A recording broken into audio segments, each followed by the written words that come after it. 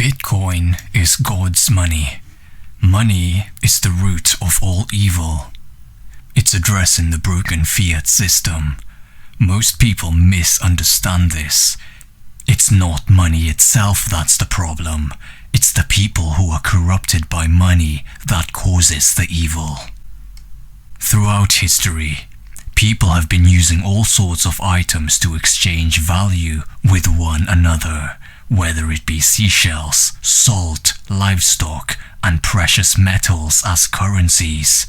Buyers and sellers barter with one another using all sorts of items with intrinsic value. Today, one of the currencies being used to buy and sell with one another is fiat currencies. It's a government-controlled money.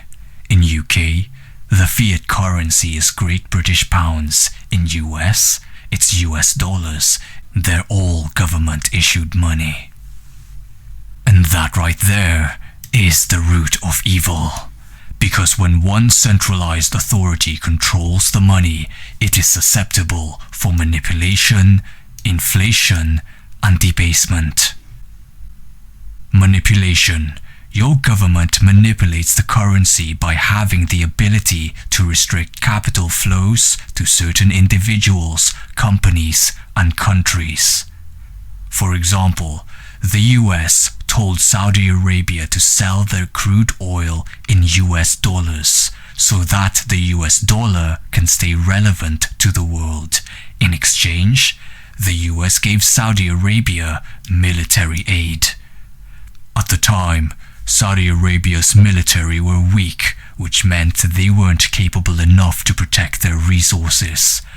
With the US being a global power, it made sense for Saudi Arabia to align themselves with America. That's why they agreed to sell their oil in US dollar. They adopted the petrodollar. If a country suddenly moved away from the petrodollar standard, they would get bombed. Which is exactly what happened to Iraq and Libya.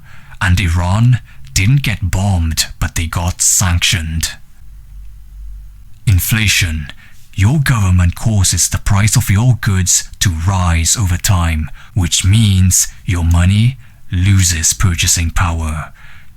Your hard-earned money that you saved is losing purchasing power because the government increased the number of money in the economy, which causes debasement.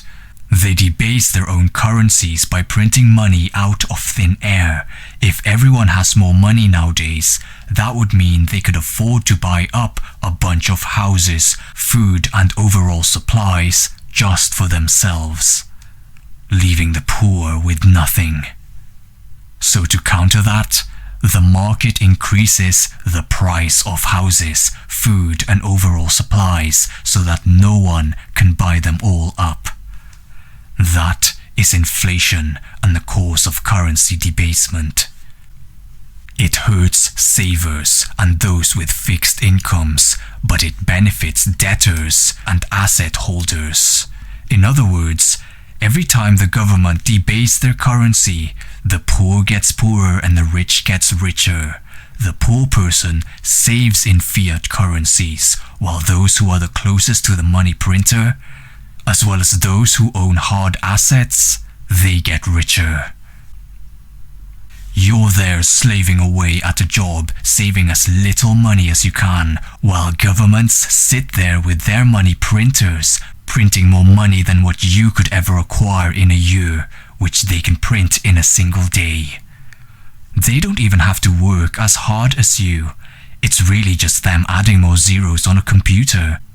And that's how they print money out of thin air. They do it through selling bonds to central banks. I speak more in details about this in this video. Go watch it afterwards. Oh, and by the way, if you're learning something of value, I'd appreciate you leave a like and subscribe to my channel to show your support. So, who has the ability to print money? Central banks. Who owns the money? Governments. Together they're like a yin and yang. Governments can't print their own money, so they need a partner. That is the central bank. The central bank does the dirty work for the government by debasing the currency. But why would they debase their own currency? So that the government can fund their projects. Projects like building infrastructures in cities, providing healthcare to their citizens. But that also means the government has the power to fund wars and take control of other countries' resources, such as Saudi Arabia's crude oil. What will this cause? When the government increases the money supply, it will cause a lot of people who don't have hard assets to be poor. People who save in fiat and work a hard, honest job goes even poorer as everything gets more expensive to buy. So what can you do about it? How can you stop this government temptation to create money out of thin air to fund wars, power, and greed? It's not rallying in the streets and holding up signs demanding for change. It's not giving up work and not paying taxes. You'll just end up homeless. And it's not even moving to another country and hoping for a better life there. You're just escaping a system that will follow you home eventually. You want a revolution? Then the answer is Bitcoin. Bitcoin went from $0 to over $1 trillion market cap in just over a decade, and it didn't need a CEO, a government, or a military. It just worked. Bitcoin is the only asset in history to reach a $1 trillion market cap without the backing of a centralized leader. Unlike stocks, gold, or government bonds, Bitcoin grew based on code, mathematics, and a voluntary global consensus. It's truly the first decentralized, leaderless asset to reach that level of global trust. Here's the truth about government money. It's not that goods are getting more expensive. It's your money that is getting weaker, and governments print money endlessly to cover debts, war, and corruption, and you pay the price through inflation. Bitcoin flips this system upside down. Bitcoin has a fixed supply of 21 million forever. Nobody can print more because it's not controlled by anyone, which means no one can cheat the system. Bitcoin is truly God's money because it's governed by unbreakable mathematical laws, not by human greed. It restores the original purpose of money, which is a fair, honest tool for exchanging value, not a weapon to enslave people through hidden inflation. And Bitcoin is not physical. It's money that is stored digitally, making it pure and incorruptible. The perfect money stored in heaven. We don't need another patch on a broken fiat system like a central bank digital currency. We need a complete separation of money and the government. Bitcoin is that revolution. The Bible even says it. Do not store up yourselves treasures on earth where moths and vermin destroy and where thieves break in and steal.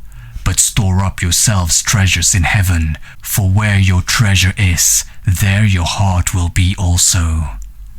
Matthew chapter 6 verses 19 to 22. So here's my final thoughts. Fiat money is corrupted by human greed, printed endlessly, stolen through inflation, and used to fund wars and destruction. It loses value every year. It steals your time and your future. Bitcoin is different. Bitcoin is fixed, incorruptible, unforgeable, ruled by math and not politicians. It respects your labor. It respects your time. It is God's money in a world drowning in man's lies. The system is broken, and Bitcoin is your exit. If you learned something new, I'd appreciate you leave a like and subscribe to my channel and share this with a family member of yours who needs to hear this. You're helping them financially. And if you've got something to say, comment below, I dare you.